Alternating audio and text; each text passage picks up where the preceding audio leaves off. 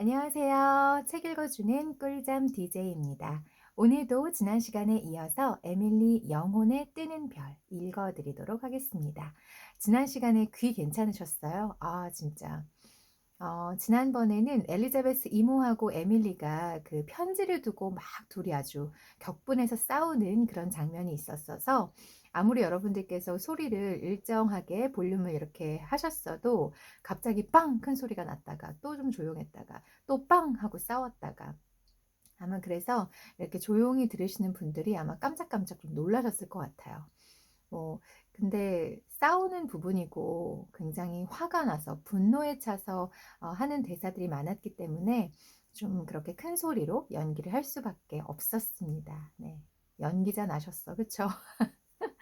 아무튼 그래서 조금 제 영상 들으실 때 너무 큰 소리가 조금 종종 난다 하면 볼륨을 조금 조절하시면서 뭐 그렇게 조금 줄이셔도 일반적인 톤으로 읽는 그런 부분에서도 목소리가 그렇게 작게 녹음을 하는 편은 아니기 때문에 거의 제가 마이크 가까이 대고 읽는 편이거든요.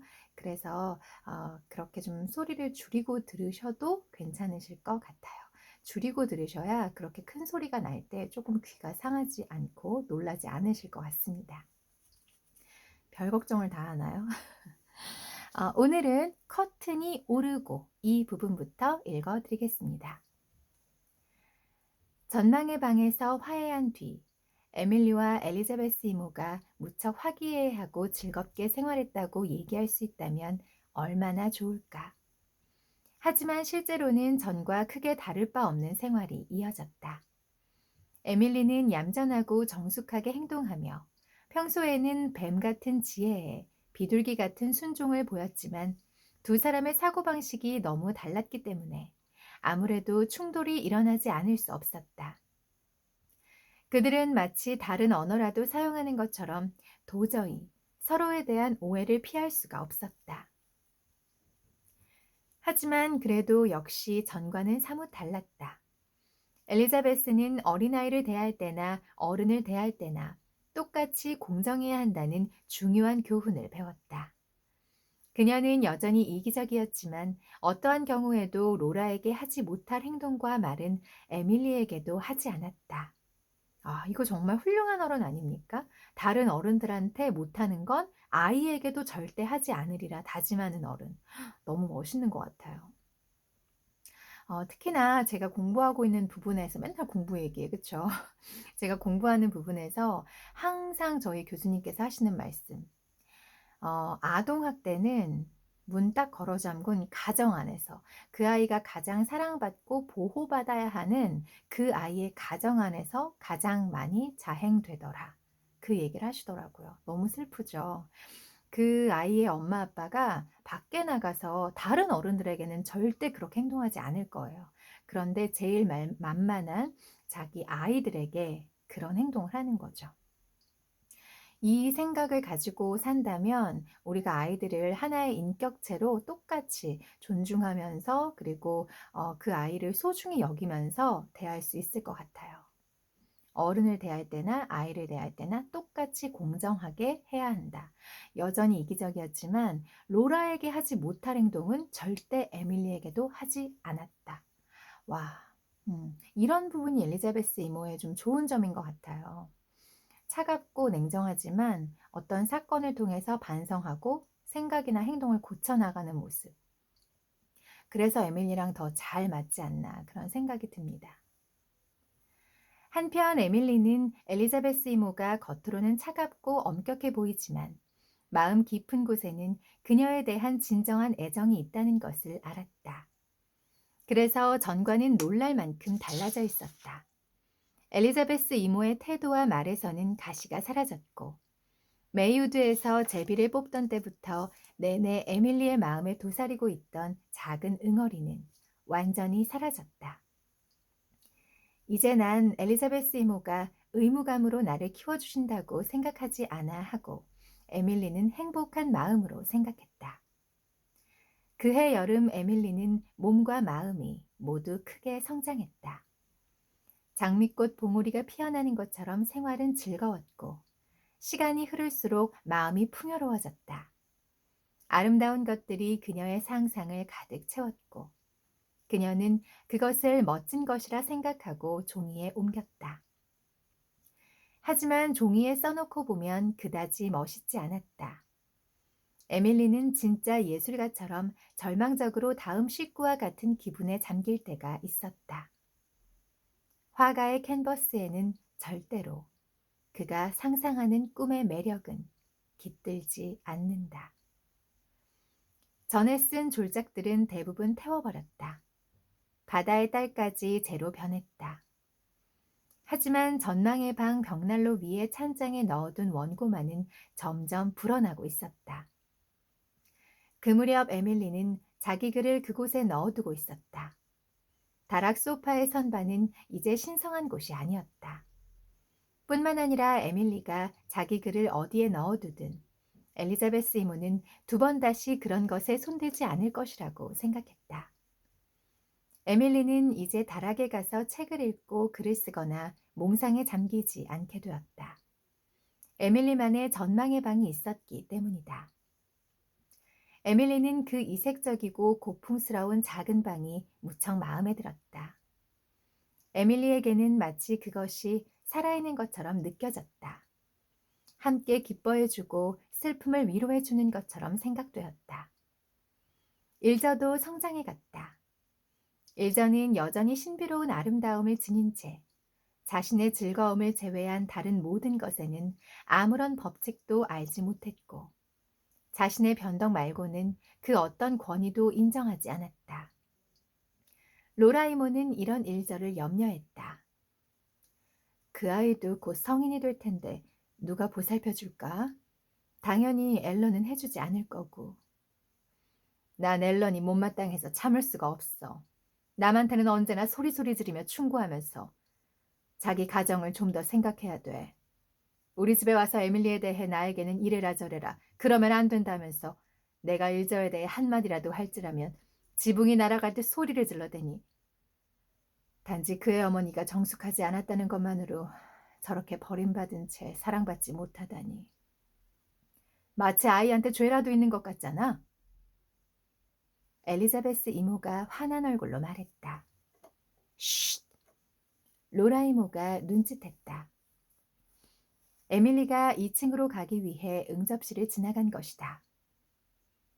에밀리는 혼자 슬프게 웃었다. 로라 이모가 주의를 줄 필요도 없었다. 일저의 어머니에 대해 에밀리가 모르는 것은 아무것도 없었다. 모르는 것이라고 하면 가장 중요한 것뿐이었으며 그것은 어차피 다른 어느 누구도 모르는 것이었다. 이 부분에 대해서 좀 부연 설명을 드리자면 제가 1권에서 이 일저 엄마에 대한 이야기를 읽지 않았었어요. 어떤 일이 있었냐면 그 일저가 닥터 번니 아빠하고 살고 있잖아요. 의사 선생님이시고 자기 일은 그러니까 의사로서의 역할은 철저히 열심히 성실히 하시지만 무슨 이유인지 모르겠지만 자기 딸 리저를 사랑하지 않고 돌보지 않고 학교에 가든 말든 욕을 쓰든 말든 전혀 신경 쓰지 않는 그런 아빠인데 에밀리가 그 고모네 댁에 놀러 갔을 때 그 고모 제가 성함이 기억이 안 나는데 그 고모가 다른 사람들 얘기를 가십거리를 굉장히 아무렇지 않게 남들이 들으면 굉장히 불쾌할 만한 얘기고 특히나 이 어린아이 에밀리 앞에서는 좀 말조심을 해야 하는 부분인데 전혀 신경 쓰지 않고 그냥 막 재미삼아 즐겁게 가십거리 얘기를 합니다. 그런데 그때 일저의 엄마에 대해서 굉장히 무신경하게 에밀리 앞에서 얘기를 하게 되는데 일저의 엄마가 일저의 엄마의 사촌과 눈이 맞아서 배를 타고 멀리 도망을 갔다. 즉 바람이 났다라는 얘기를 합니다. 그 얘기를 듣고 에밀리가 굉장히 슬프고 불편한 감정을 가지면서 몇 날 며칠을 힘들어합니다. 그리고 이 일절을 볼 때마다 이거를 얘기해 줄 수는 없는데 그렇다고 나 혼자 알고 있자니 좀 그렇고 그리고 진짜로 일저의 엄마는 정말 일저와 일저의 아빠를 버리고 사촌과 눈이 맞아서 정말 배를 타고 떠난 것일까? 그런 일이 과연 있을 수 있을까?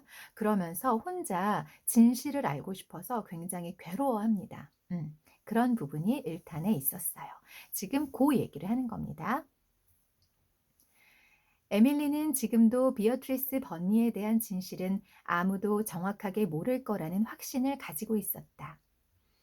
에밀리는 검은 호두나무 침대에 조그맣게 누워 만에서 들려오는 파도 소리와 숲에서 들려오는 바람 아주머니의 노래를 들을 때 그 일을 걱정하면서 이 어두운 비밀을 풀고 그 치욕과 고통의 전설을 지울 수 있다면 얼마나 좋을까 생각하며 잠들곤 했다.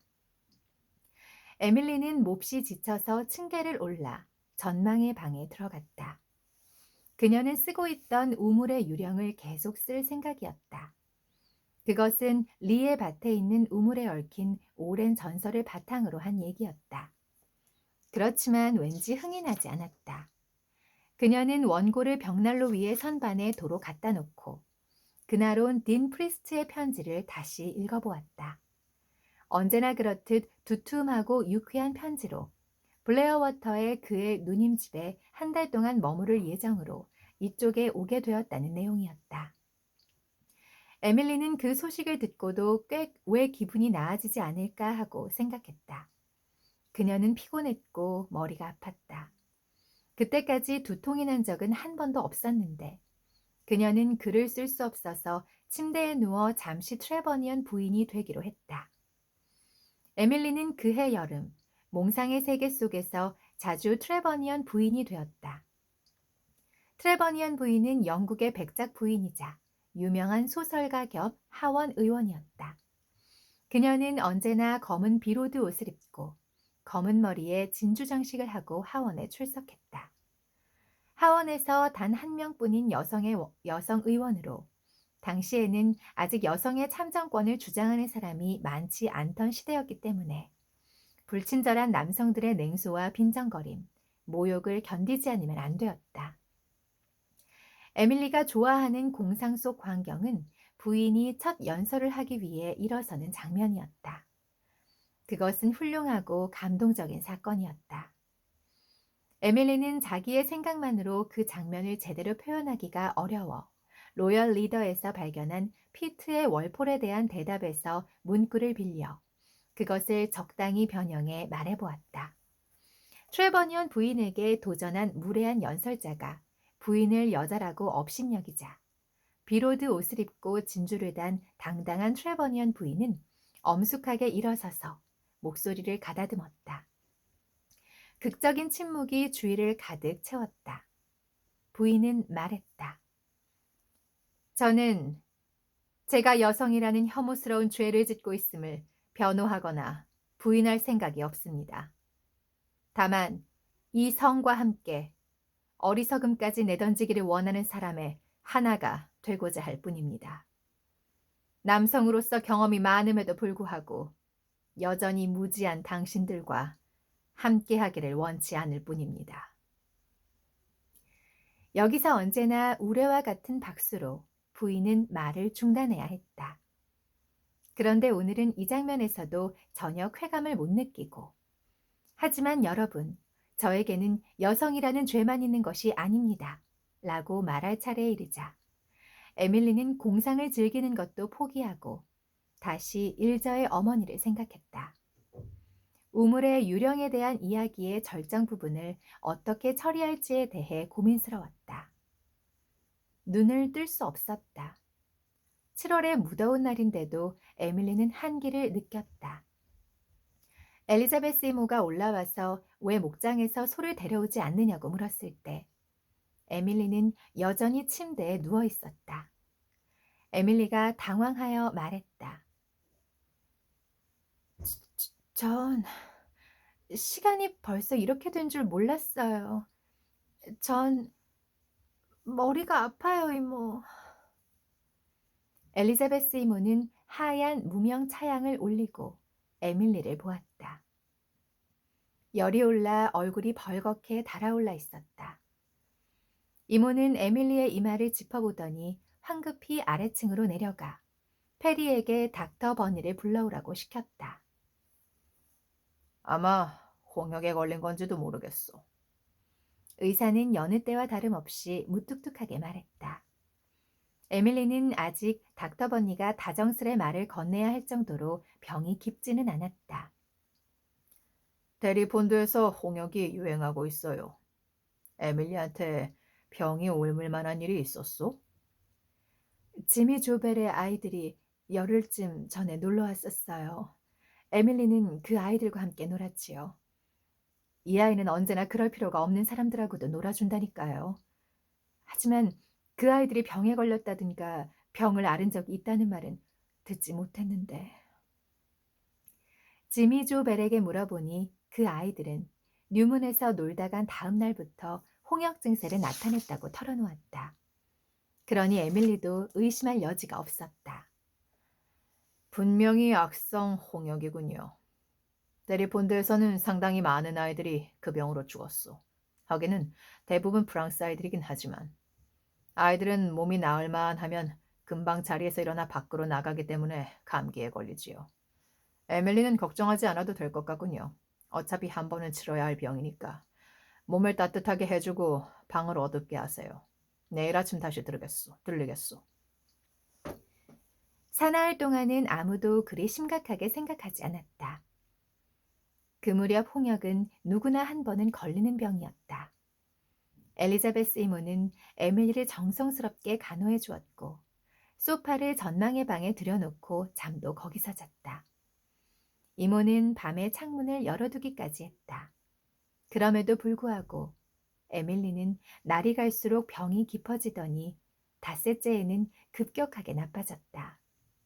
열이 높아지자 에밀리는 헛소리까지 했다. 닥터 번니가 와서 근심스러운 얼굴로 약을 바꿔서 처방했다. 화이트크로스에 폐렴에 걸린 중환자의 집에 가야 하고 또 내일 아침에는 샬럿타운에 가서 제구엘 부인의 수술에 입회하기로 약속이 되어 있어요. 내일 저녁에는 돌아올 거요. 에밀리는 지금 몹시 불안정한 상태요. 열이 났을 때 저렇게 극도로 긴장하면 안 돼요. 저 아이가 하는 헛소리 중에 바람 아주머니라는 것이 대체 뭐요? 닥터 버니가 묻자 엘리자베스 이모가 난감한 듯이 말했다. 모르겠어요.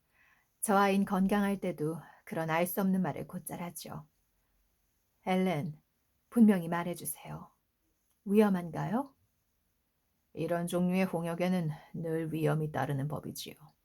아무래도 이런 징후는 좋지 않아요. 지금쯤 발진이 시작되어야 하는데 전혀 조짐이 없으니까요. 열도 너무 높고. 하지만 아직 걱정할 필요까지는 없을 것 같아요. 만약 걱정할 정도라면 시내에 갈 생각은 하지 않지요. 가능한 한 안정을 취하도록 해주고 만약 발진이 시작되면 마음을 편하게 해주세요. 저렇게 마음이 어지러운 건 좋지 않아요. 몹시 슬퍼하는 것 같군요. 무슨 걱정거리가 있는 것 같은데 요사이 그럴 만한 일이 없었습니까? 모르겠는데요. 엘리자베스 이모는 자기가 에밀리의 속마음을 잘 모르고 있다는 것을 문득 깨달았다. 에밀리는 걱정거리가 있다 해도 이모인 자기한테는 얘기하지 않을 거라는 생각이 들었다. 에밀리, 뭘 그리 걱정하니? 닥터 버니가 상냥하게 물었다. 그는 에밀리의 격렬하게 움직이는 뜨겁고 작은 손을 자기의 커다란 손으로 다정하게 꼭 잡아주었다. 에밀리는 열에 들뜬 눈을 치켜떴다. 그녀는 그런 짓을 했을 리가 없어요. 그런 짓을 했을 리가 없어요. 물론 했을 리 없지. 걱정하지 마라. 그녀는 절대로 그런 짓을 하지 않았으니까. 그는 밝게 말하면서 눈으로는 엘리자베스에게 이 아이가 무슨 말을 하고 있는 겁니까? 하는 신호를 보냈다. 하지만 엘리자베스는 고개를 저었다. 누구 말이니 아가? 이모가 에밀리에게 물었다. 그녀가 에밀리를 아가라고 부른 것은 처음이었다. 하지만 에밀리는 이미 다른 것을 보고 있었다. 그녀는 리씨 밭의 우물에 뚜껑이 열려 있다고 말했다. 틀림없이 누군가가 빠져버릴 거예요. 어째서 리씨는 뚜껑을 덮지 않았을까요? 닥터 번니는 엘리자베스 이모가 에밀리를 안심시키고 있는 것을 뒤로하고 화이트 크로스로 가기 위해 서둘렀다. 문 앞에서 그는 하마터면 페리와 부딪힐 뻔했다. 페리는 문 앞에 돌층계에 웅크리고 앉아 햇볕에 그을린 다리를 슬픈 듯 끌어안고 있었다. 에밀리는 어때요? 페리는 의사의 옷자락을 붙잡으며 물었다. 방해하지 마라. 난 지금 급하다. 닥터 버니가 소리쳤다. 에밀리가 어떤지 얘기해주지 않으면 옷이 뜯어질 때까지 놓지 않을 거예요. 그 두 할멈은 한마디도 해주지 않는단 말이에요. 네? 얘기해주세요. 페리가 완강하게 말했다. 그 아인 병에 걸렸지만 아직 그리 걱정할 정도는 아니다. 의사는 다시 한번 페리에게 잡힌 상의를 힘껏 잡아당겼다. 하지만 페리는 마지막 말을 다 할 때까지 놓지 않았다. 꼭 낫게 해주셔야 돼요. 만약 에밀리가 잘못되면 전 연못에 몸을 던질 테니까 그런 줄 아세요. 엘리자베스 이모는 2시까지 에밀리 옆에서 간호한 뒤 로라 이모와 교대했다. 헛소리를 많이 해. 무엇을 그토록 걱정하고 있는 건지. 틀림없이 무슨 일이 있는 거야. 그냥 헛소리가 아니었어. 그 여자가 그런 짓을 했을 리가 없어요라는 말을 무척 간절하게 계속하고 있어. 로라, 내가 그 아이의 편지를 읽었을 때 일을 기억하니? 내 얘기를 하고 있는 걸까? 로라는 고개를 저었다. 그녀는 엘리자베스가 이렇게 동요하는 것을 한 번도 본 적이 없었다. 만약 그 아이가 낫지 않는다면. 엘리자베스는 거기까지만 말하고 허둥지둥 방에서 나갔다. 로라는 침대 옆에 앉았다. 로라는 걱정과 피로 때문에 얼굴은 창백했고 몸은 지칠 대로 지쳐 있었다. 그녀는 잠을 이룰 수 없었다. 에밀리를 자기 자식처럼 사랑하고 있었기 때문에 가슴에 파고드는 무서운 공포가 한시도 사라진 적이 없었다. 로라는 그곳에 앉아 말없이 기도를 올렸다.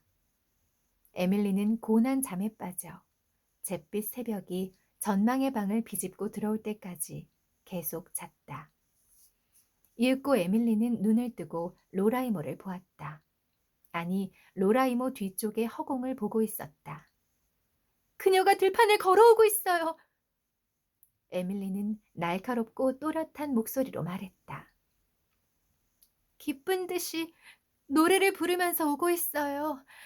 자기 아기를 생각하고 있어요. 돌아와요! 돌아와요! 그녀는 우물을 보지 못해요. 너무 어두워서 우물이 보이지 않아요. 우물에 빠졌어! 우물에 빠져버렸어요!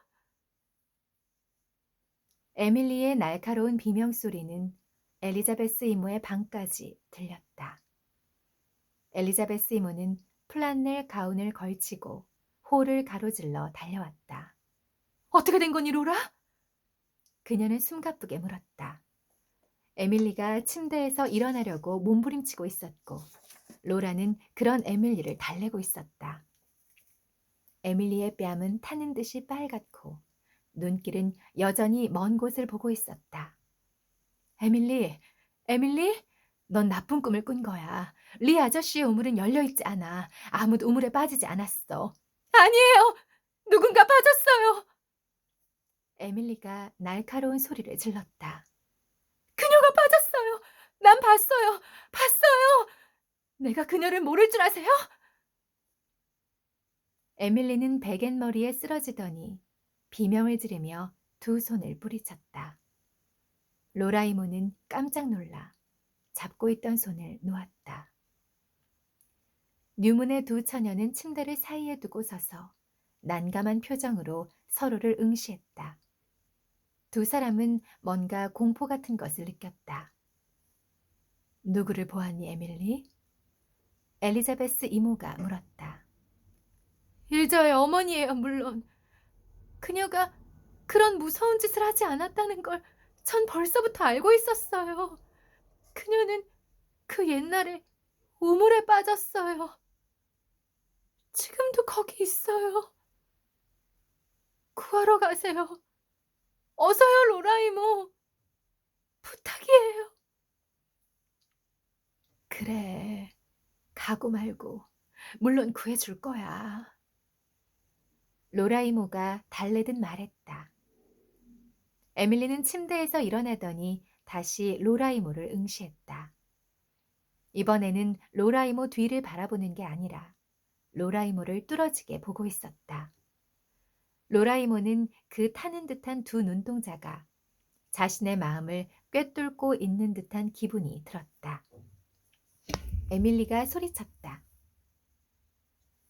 이모는 저에게 거짓말을 하고 있어요. 정말로 구해주려고 생각하는 게 아니에요. 둘러대려고 그렇게 말하는 것뿐이에요. 엘리자베스 이모. 그녀는 갑자기 몸을 돌려 엘리자베스 이모의 손을 잡았다. 엘리자베스 이모, 이모는 가주실 거죠? 그녀를 구하러 가주실 거죠? 엘리자베스 이모는 닥터 버니에게 에밀리의 마음을 편하게 해주라는 말을 들은 것이 생각났다. 그녀는 에밀리의 상태에 두려움을 느끼고 있었다. 그래, 내가 가마. 그 여자가 우물 속에 있다면 가서 구해줄게. 에밀리는 이모의 손을 놓더니 침대에 쓰러졌다. 눈에서 불안정하게 번쩍이던 빛이 사라지더니 그 작고 불안한 얼굴에 비로소 크게 안도하는 빛이 떠올랐다. 이모라면 틀림없이 약속을 지켜주실 거예요. 이모는 무척 엄격하지만 거짓말은 절대로 하시지 않는걸요? 엘리자베스 이모? 엘리자베스 머리는 자기 방으로 돌아가 떨리는 손으로 옷을 입었다. 잠시 뒤 에밀리가 조용히 잠들자 층계를 내려간 로라는 엘리자베스가 부엌에서 지미에게 뭐라고 얘기하는 소리를 들었다.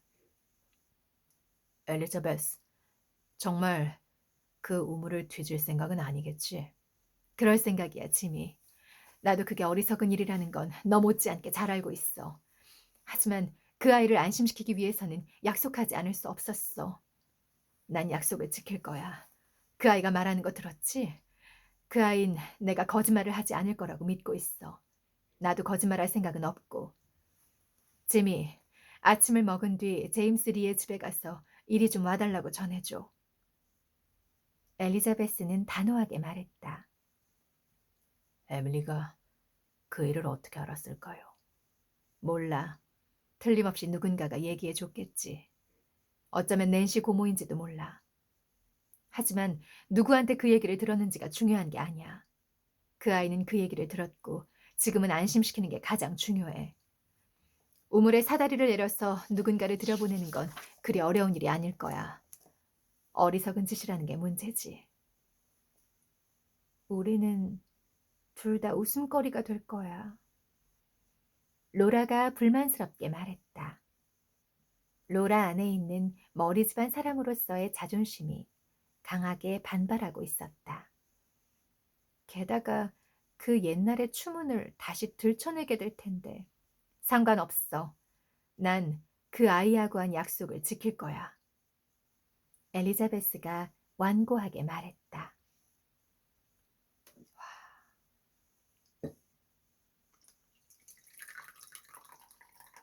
어떤 일인지, 도대체 무슨 사연인지, 도대체 에밀리가 무슨 말을 하는지, 그녀는 누구인지 전혀 알 길이 없지만 그냥 아파서 하는 꿈결에 하는 헛소리일 수도 있는데 이 엘리자베스 이모는 에밀리와의 약속을 정직하게 지킵니다.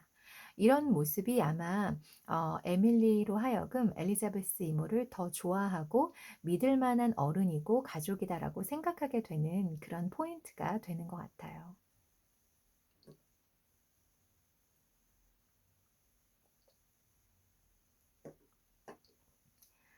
앨런 번니는 저녁에 시내에서 돌아와 뉴문으로 갔다.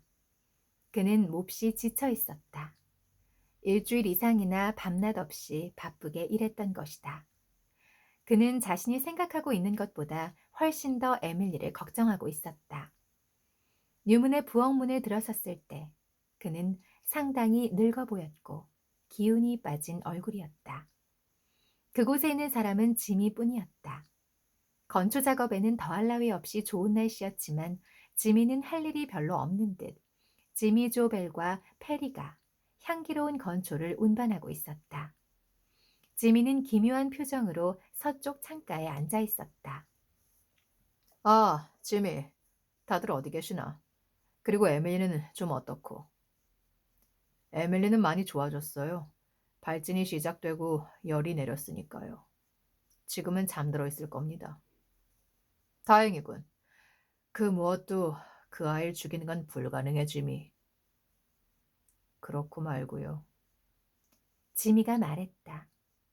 하지만 그는 하고 싶은 얘기가 따로 있는 것 같았다. 로라와 엘리자베스가 응접실에 있어요. 당신을 만나고 싶어 해요. 그는 잠시 입을 다물더니 의미심장하게 덧붙였다. 진실은 언젠가는 드러나게 마련이지요. 앨런 버니는 지미가 이상한 말을 한다고 생각했다. 그리고 로라와 엘리자베스가 그를 만나고 싶어 한다면 어째서 나오지 않는 것일까? 이런 식으로 형식을 갖추는 것은 그녀들답지 않았다. 그는 불안한 기분으로 응접실 문을 열었다. 로라 머리는 소파에 앉아 고개를 소파 팔걸이에 기대고 있었는데 얼굴은 보이지 않았지만 울고 있는 것 같았다. 엘리자베스는 의자에 꼿꼿하게 앉아 있었다. 그녀는 두 번째로 좋은 검은 비단 옷을 입고 역시 두 번째로 좋은 레이스 모자를 쓰고 있었다. 그리고 그녀 역시 울고 있었다. 닥터 번니는 눈물이 많은 로라가 우는 것에는 그리 놀라지 않았다. 하지만 엘리자베스 머리가 울고 있다니. 도대체 무슨 일일까? 그녀가 울고 있는 것을 그때까지 한 번이라도 본 적이 있었던가? 일저가 내버려둔 자기 딸이 그의 마음을 스치고 지나갔다. 일저한테 무슨 일이 생긴 걸까? 한순간 앨런 번니는 자기가 아이한테 잘못했다고 후회했다. 무슨 일이요? 그는 평소보다 더욱 무뚝뚝하게 말했다. 엘렌, 하느님, 저희들을 용서해 주시옵소서. 우리 모두를 용서해 주시옵소서. 엘리자베스가 간절한 표정으로 말했다. 일저일입니까? 앨런 벌리는 무감각하게 물었다. 아니에요. 일저가 아니에요. 그렇게 말한 뒤 엘리자베스는 리 영감의 우물에서 무엇이 발견되었는지 그에게 얘기했다.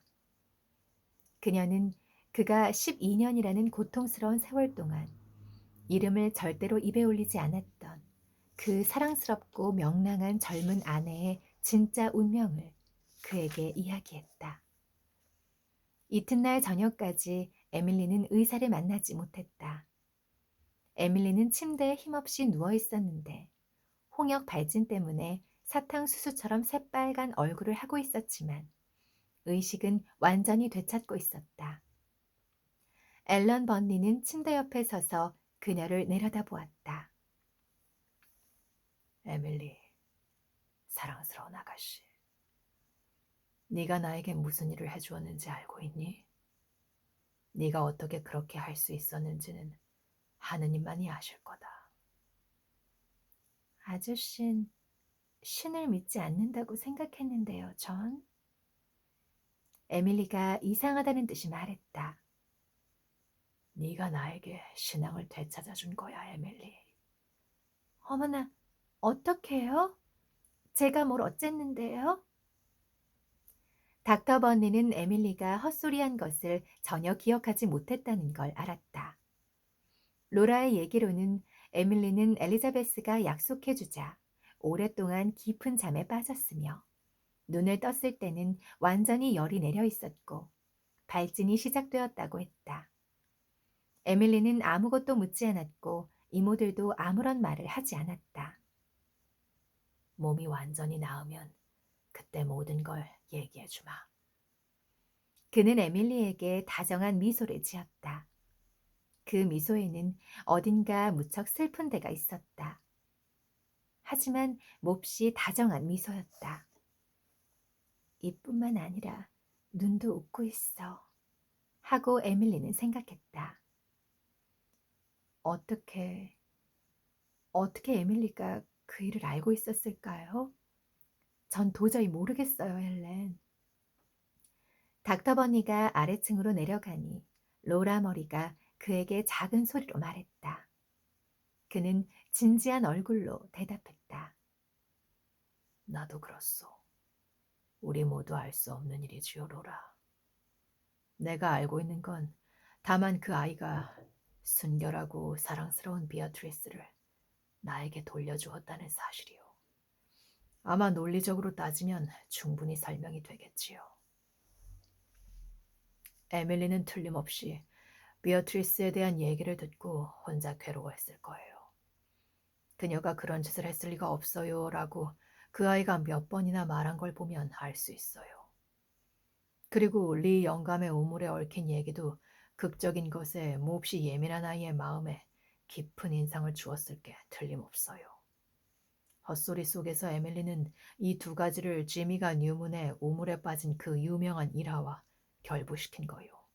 그 밖의 모든 것은 모두 우연의 일치일 거고. 옛날 같으면 난 이런 식으로 나 자신을 이해시키려 했을 거요. 하지만 로라, 지금은 난 다만 조심스럽게 이렇게 말할 수 있을 뿐이요. 어린아이가 그들을 이끌어 가리라 하고. 줄리엣의 어머니, 그러니까 에밀리의 외할머니는 스코틀랜드의 고지대에서 태어났어요. 그분은 천리안을 가진 분이라고 했지요. 하지만 전 그런 것을 믿지 않았어요.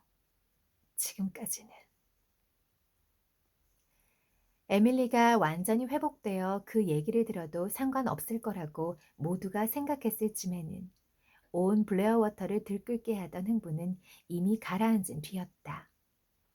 리 영감의 우물에서 발견된 비어트리스는 슈루즈베리에 있는 미첼 집안의 묘지에 이장되었고 앨런 버니의 사랑하는 아내 비어트리스 버니의 추억을 위해 바친다 라고 새겨진 하얀 대리석 비석이 세워졌다.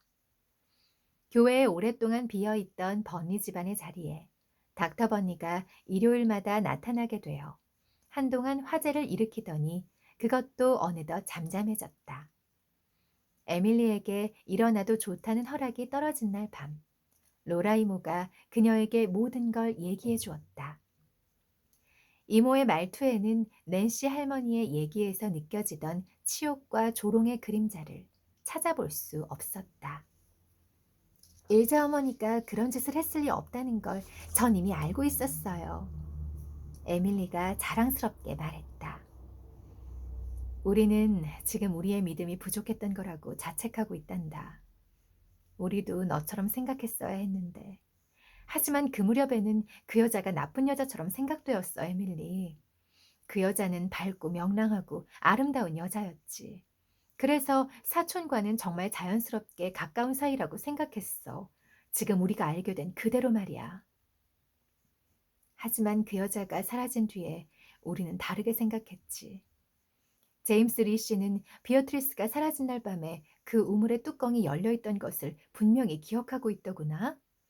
그날 저녁 리 씨네 고용인이 곧 새로운 판자로 바꿀 생각으로 낡은 판자를 걷어냈다는 거야. 그런데 바로 그때 로버트 그리어슨의 집에 불이 나서 그 사람들은 모두 불난집으로 달려갔어. 불이 꺼졌을 무렵에는 이미 너무 어두워서 우물뚜껑을 바꿀 수가 없었던 거지. 하지만 그 사람은 이튿날 아침이 될 때까지 그 얘기를 하지 않았대. 리 씨는 그 사람의 얘기를 듣고 화가 머리끝까지 나서 직접 밭에 가서 새 뚜껑을 덮었지. 하지만 우물 속을 들여다보지는 않았대. 설사 들여다보았다 해도 아무것도 보이지 않았을 거야. 우물 벽이 온통 풀 고사리로 덮여 있어서 바닥이 전혀 보이지 않았을 테니까. 그때는 바로 가을 거지가 끝난 무렵이라 이듬해 봄까지 아무도 밭에 나가지 않았어. 리 씨는 비어트리스가 없어진 것과 열려있던 우물을 한 번도 연관지어 생각해 보지 않았대.